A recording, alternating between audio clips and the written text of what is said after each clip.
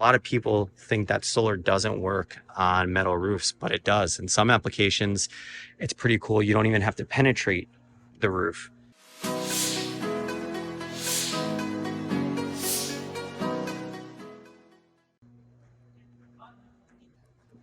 Hey guys, Anthony Sakari back reporting from Solar Power International. Just wanted to show you guys, this is S-5.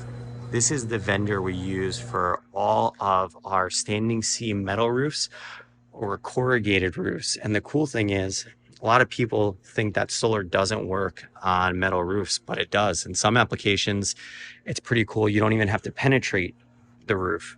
So you could see here, these clamps go right over the seam, bite into it, and then our L foot goes up here, and our racking is built off of that. So S-5 booth in Anaheim, and pretty cool to see all the different metal roofing type applications. You could see here, this is just a typical satellite dish, and you could see the standing seam here, and this is the S-5 U-clamp, the way it's mounted on top of the seam.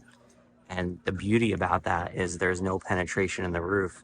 The teeth just bite the seam, no penetrations, and that's what we mount our solar, is mounted off of that, similar to the way this satellite dish is.